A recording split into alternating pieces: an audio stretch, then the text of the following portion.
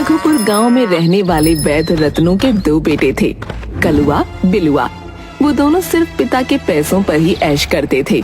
रत्नू के बारे में मशहूर था कि वो पशु पक्षियों से बातें कर सकता है।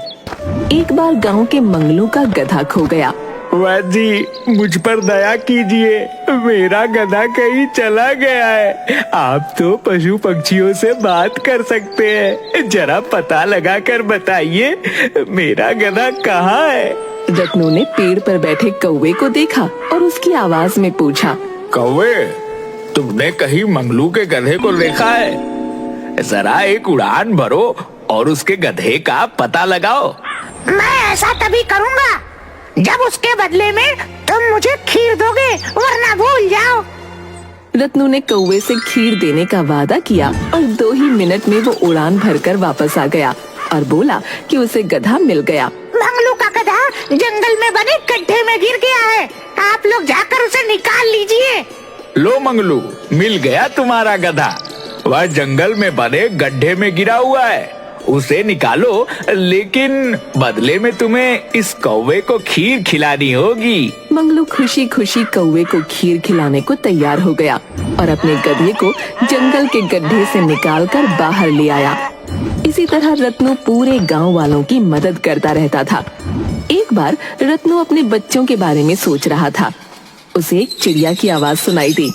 क्या हुआ रत्नू, तुम तो हर समय सबकी सहायता करते हो, आज इतने उदास क्यों दिखाई दे रहे हो? क्या मैं तुम्हारी कोई मदद कर सकती हूँ? क्या बताऊं, मैंने अपनी पूरे जीवन में बहुत मेहनत करी और बहुत नाम भी कमाया। मेरे पास अच्छा खासा पैसा है, लेकिन मेरे दोनों बच्चे बिल्कुल निखट्टू हैं। एक कोई काम नहीं करना चाहता और दूसरा बहुत लालची है। मुझे समझ में नहीं आता उनके जीवन का क्या होगा। इसमें चिंता की क्या बात है? तुम अपने दोनों बच्चों की परीक्षा क्यों नहीं लेते? ऐसा करने से उनको सबक भी मिलेगा और तुम्हारी समस्या भी हल हो जाएगी। मुझे समझ में नहीं आ रहा, तुम भी मुझे बताओ क्या किया जा सकता है? तुम अपने बच्चों से कहो तुम्हें कोई भयानक रोग हो गया है, अब तुम्हारे पास ज्यादा दिन नहीं बचे। तुम अपनी जायदाद को बांटना नहीं चाहते, तुम पूरी जायदाद उसे देना चाहते हो जो उसके लायक है और उसे बढ़ा सकता है, वरना सारा पैसा किसी मंदिर में दान कर दोगे। चिड़िया की बात सुनकर रत्नू ने ऐसा ही किया और अपने दोनों बच्चों को बुलाकर बोला, अब मैं बूढ़ा हो रहा हूँ, मुझे कैंसर हो गया है, मेरी जिंदगी का कोई भरोसा नहीं। तुम लोगों ने अपने आगे के जीवन के लिए क्या सोचा है? पिताजी, आपके पास इतनी संपत्ति है, हम क्या, हमारे आने वाले बच्चों के भी बच्चे बैठकर खा सकते हैं। बेटा, रखा हुआ धन ज्यादा दिन नहीं चलता, उसे किसी न किसी तरह से बढ़ाना ही पड़ता है। आप ही बताइए पिताजी, हम क्या करें? मैं सोच रहा हूँ कि मैं अपनी जायदाद तुम दोनों में से उसको दूं जो इस लायक हो, वरना मैं सारी जायदाद को मंदिर में बांट दूंगा। ठीक है पिताजी, अगर आपने ऐसा ही सोच लिया है तो यह भी जरूर सोच रखा होगा कि आप हमसे कौन सा काम कराना चाहते हैं। मैं तुम दोनों की परीक्षा लूंगा। देखो, जब मैं इस गांव में आया था, मेरे पिता ने मुझे 15 मुर्गियां दी थी और कहा था अपना जीवन खुद बनाओ। मैं भी ऐसा ही करूंगा और इसके लिए तुम दोनों को 15-15 मुर्गियां दूंगा। अब इन मुर्गियों में से तुम एक बड़ी जायदाद कैसे बनाते हो, ये तुम्हें सोचना है। यह क्या पिताजी, हम मुर्गी पालन का काम करेंगे? आज तक तो हम मुर्गियों को खाया करते थे। आप कोई दूसरा काम क्यों नहीं देते? मैंने तुम लोगों के लिए यही काम चुना है और तुम्हें यही करना होगा। जैसे इस काम को करने में आपत्ति है, वह इस घर से बाहर जा सकता है। रत्नू अपने बेटों को मुर्गियां देकर घर से रवाना कर देता है। कलुआ बिलुआ दुखी मन से अपने हिस्से की मुर्गियां ले चले जाते हैं।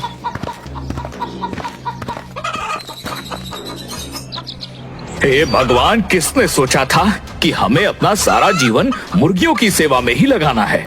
बड़ी भूख लगी है, सबसे पहले इनमें से एक मुर्गी को बनाकर खा लेता हूँ, आगे का देखा जाएगा। कलुआ एक मुर्गी को पकाकर खाना खाकर सो जाता है, लेकिन अपनी मुर्गियों को दाना देना भूल जाता है और उसकी मुर्गियाँ पूरी रात भूखी रहती हैं। अगली सुबह कलुआ देर तक सोता है। कलुआ उठ जा, तेरी मुर्गियों ने शोर मचाकर मेरे कान खराब कर दिए हैं। तू उन्हें कुछ दाना पानी दे दे। ठीक है भाई, देता हूँ दाना। तुम मेरी मुर्गियों की तरफ ध्यान ना दो, अपना काम करो। पूरी रात भूखे होने की वजह से मुर्गियां बहुत जल्दी जल्दी दाना खाने लगती हैं। ये देखकर कलुआ बड़बड़ करता है। हे भगवान, कितने जन्मों की भूखी है। अगर ये इस तरह से दाना खाएंगी तो पूरे महीने का दाना एक ही हफ्ते में खत्म हो जाएगा। लेकिन अगर इन्हें खाकर इनकी संख्या कम कर दूं तो दाना भी कम देना पड़ेगा। दूसरी तरफ जायदाद के लालच में बिलुआ अपनी मुर्गियों को समय समय पर दाना पानी देता है। जल्दी ही मुर्गियां रोज अंडे देना शुरू कर देती हैं। लेकिन लालची कलुआ को जब भूख लगती है वो मुर्गी को पकाकर खा लेता। धीरे धीरे करके उसके पास सिर्फ एक मुर्गी बची थी। बिलुआ रोज मुर्गियों के अंडे बेचकर पैसे कमाने लगता है। कलुआ कुछ भी समझ नहीं पा रहा था कि वो क्या करे। वो बार बार बची हुई एक मुर्गी के पास जाकर देखता है कि उसने अंडा दिया या नहीं, लेकिन बेचारी भूखी प्यासी मुर्गी अंडा नहीं देती। मुझे लगता है कि पिताजी ने मुझे खराब मुर्गी दी है, तभी ये अंडे नहीं देती हैं। आज रात को मैं बाजी पलट दूंगा। मैं अपनी मुर्गी बिलुआ की मुर्गी से बदल दूंगा। अपने आप ही दूध का दूध और पानी का पानी हो जाएगा। रात को सबके सोने के बाद वो बिलुआ की एक मुर्गी निकालता है और अपनी मुर्गी उसके जाल में रख देता है। और फिर वो खुशी खुशी सोने चला जाता है और अपने आप से कहता है, ये हो गया जादू। सुबह ये मुर्गी अंडे देगी, मैं उन्हें संभाल कर रखूंगा। धीरे धीरे अंडों में से बच्चे निकलेंगे। 1 से 2, 2 से 3 करते करते मेरे पास 100 मुर्गियां हो जाएंगी। और फिर पिताजी को पता चल जाएगा कि जायदाद मेरे को ही देनी चाहिए। सुबह उठने पर कलुआ देखता है कि मुर्गी ने एक अंडा दिया है। अंडे को देखते ही उसे लालच आने लगता है। ऐसा करता हूँ, इस अंडे का ऑमलेट बनाकर सबसे पहले मैं ही खा लेता हूँ। जब मुर्गी कल अंडा देगी तो उसे बचा कर रख लूंगा, क्या फर्क पड़ता है। कलुआ फटाफट अंडे का एक बढ़िया ऑमलेट तैयार करता है। उसकी खुशबू चारों तरफ फैलने लगती है।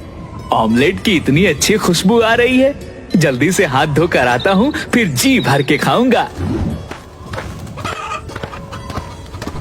उसी समय अंतरिक्ष से मंगरेला ग्रह के राजा पृथ्वी लोक के दर्शन करने अपने विमान से धरती की तरफ आते हैं। उन्हें कलुआ के ऑमलेट की गंध आती है। यह किस चीज की इतनी स्वादिष्ट महक आ रही है? मैंने इतनी तरह का भोजन खाया है, पर इतनी स्वादिष्ट सुगंध तो कभी नहीं आई। जरा पता लगाओ यह क्या है। सैनिक विमान से नीचे देखते हैं तो उन्हें कलुआ के घर के आंगन में चूल्हे पर रखा हुआ ऑमलेट दिखता है।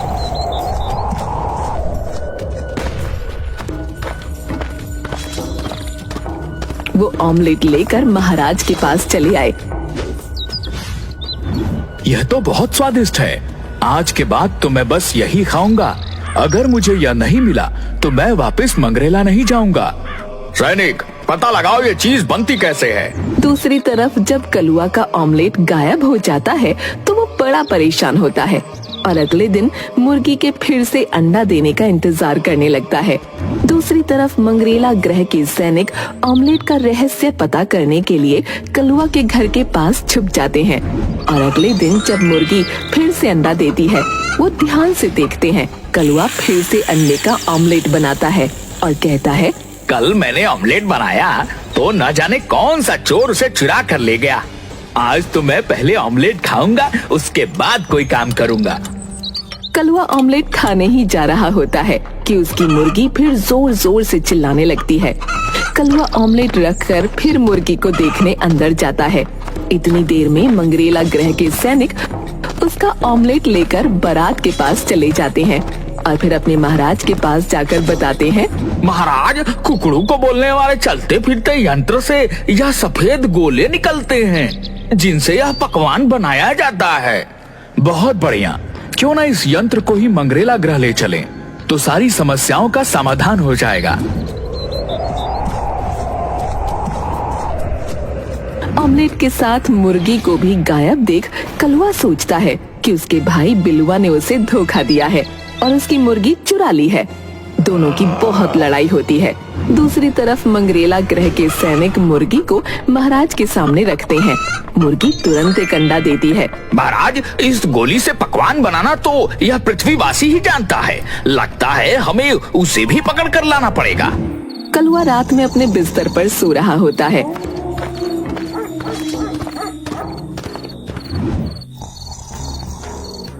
कि मंगरेला के सैनिक उसे अपने विमान पर बैठा कर ले जाते हैं।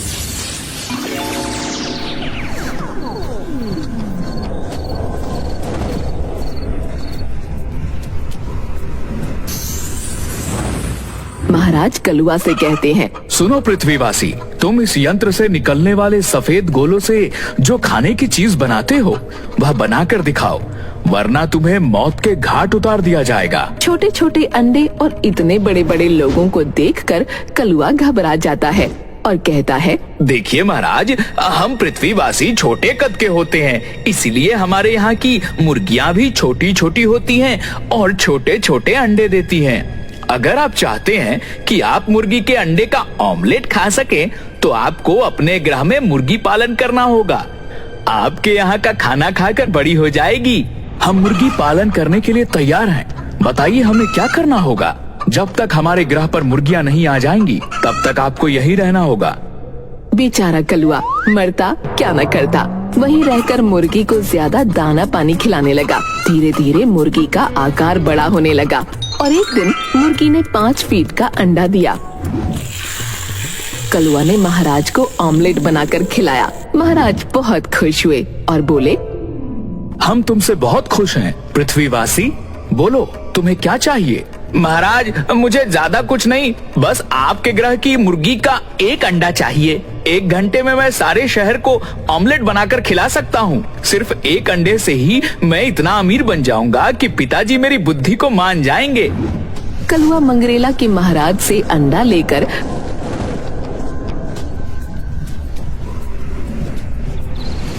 अपने तहखाने में छुपा देता है। कुछ दिन बाद उसमें से मुर्गी निकलती है। कलुआ मुर्गी का बहुत ध्यान रखता है। धीरे धीरे मुर्गी बड़ी होने लगती है और 12 फीट की हो जाती है। एक दिन मुर्गी 5 फीट का अंडा देती है। कलुआ उस अंडे का एक बड़ा सा ऑमलेट बनाता है और गांव के जमींदार को वो ऑमलेट खिलाने के लिए आमंत्रित करता है। जमींदार ने जब इतना बड़ा और स्वादिष्ट ऑमलेट खाया तो बोला, जिस मुर्गी के अंडे का यह ऑमलेट है, वह मुर्गी खुद कितनी ज्यादा स्वादिष्ट होगी। मैं वह मुर्गी खाना चाहता हूँ। सर, मैं ऐसा नहीं कर सकता। वह मुर्गी मेरी आमदनी का एकमात्र जरिया है। जमींदार ने सोचा, मैं इतना बड़ा आदमी हूँ और इस मुर्गी वाले की इतनी हिम्मत कि मुझे मना करे। चाहे जो कुछ हो जाए, मैं तुम्हें उस मुर्गी के बदले 100 मुर्गियाँ दूंगा, लेकिन मुझे उस मुर्गी का मांस खाना है। जमींदार ने अपने आदमियों से कहा कि वो रातों रात जाकर कलुआ की मुर्गी चुरा लाएं।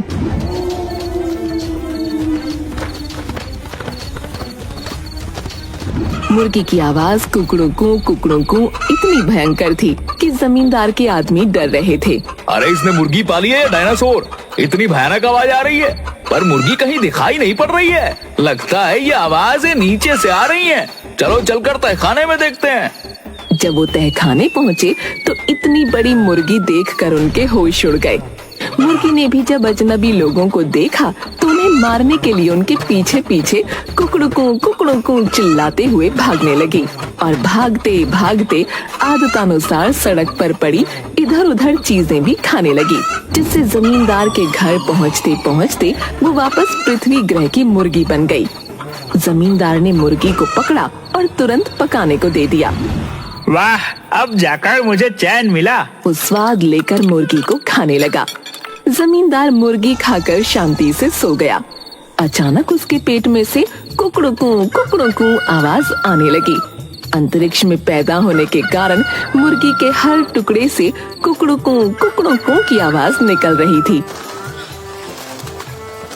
अब जमींदार जहाँ भी जाता उसके शरीर के अंदर से मुर्गी की आवाज आती रहती थी और लोग उसका मजाक बनाते थे। कलुआ, मुझे माफ कर दो और इस मुसीबत से मेरा पीछा छुड़ा। तुम्हारी मुर्गी ने मेरा जीना हराम कर दिया है। यह तो मेरे पेट के अंदर जाने के बाद मेरे पेट के अंदर से बोलती रहती है।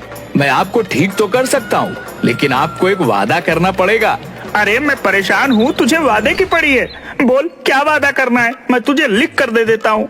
अरे ज्यादा कुछ नहीं, बस अपनी गौशाला और खेत मेरे नाम कर दीजिए, और मुझे कुछ नहीं चाहिए। ला मैं साइन कर देता हूँ। मेरा रघुपुर का 15 एकड़ खेत और रघुपुर की गौशाला तेरी हुई, बस। तो मुझे इस मुसीबत से निकाल दे। लेकिन अगर आपने ठीक होने के बाद यह सब मुझसे वापस ले लिया तो मैं क्या करूँगा? अरे कलुआ बेटा, मुझ पर विश्वास कर, मेरी जान पर बनी हुई है। मेरे पास इसके अलावा भी बहुत संपत्ति है। मैं रघुपुर की संपत्ति की तरफ आंख उठाकर भी नहीं देखूंगा। यह सब तेरी हुई। तू कहे तो तुझे यहाँ का जमींदार बना दूं। ठीक है जमींदार साहब, मुर्गी को निकालने के लिए तो आपको गांव के वैद्य से ऑपरेशन कराना पड़ेगा। पर गांव का वैद्य तो तुम्हारा बाप ही है, वह तो बूढ़ा हो गया है, भला वह मेरा ऑपरेशन कैसे कर पाएगा? देखिए जमींदार साहब, हमारे पिताजी को मुर्गियों की बोली भी आती है। वह आपके पेट की मुर्गियों से बात करेंगे तो शायद बात बन जाए। कलुआ अपने पिता के पास गया और सारी बात अपने पिता को बताई। वाह बेटा, तू सबसे ज्यादा चालाक निकला। तूने तो अपने लिए पूरा बंदोबस्त कर लिया। मैं तुझसे बहुत खुश हूँ। चल जमींदार के पास चलता हूँ और उसकी समस्या को दूर करता हूँ। रत्नो मुर्गियों का खाना लेकर जमींदार के सामने बैठ जाता है और मुर्गी की आवाज में उससे बात करता है। कुमकुम कुरकुरे कुमकुम। रत्नों की भाषा में उसे बाहर आने को कहता है और बोलता है कि वो उसे बढ़िया खाना देगा। वो डकार के साथ जमींदार के पेट से बाहर आ जाए। मुर्गी तैयार हो जाती है। रत्नू जमींदार को एक काढ़ा पिलाता है। काढ़ा पीते ही जमींदार जोर से डकार लेता है और डकार के साथ ही मुर्गी बाहर निकल आती है और रत्नू के लाए खाने को खाने लगती है। रत्नू, तुम नहीं होते तो मैं तो पूरी उम्र कुकड़ू करता रह जाता। धन्यवाद रत्नू भाई। पिताजी मुझे माफ कर दीजिए, मैं कभी भी लालच नहीं करूँगा और बहुत मेहनत करूँगा। कोई बात नहीं, उन मुर्गियों को खोकर ही सही, पर तुमने वह सबक सीख लिया है जो मैं सिखाना चाहता था। मुझे तुम पर बहुत फक्र है। रत्नू कलुआ को माफ कर देता है और सब खुशी खुशी रहने लगते हैं।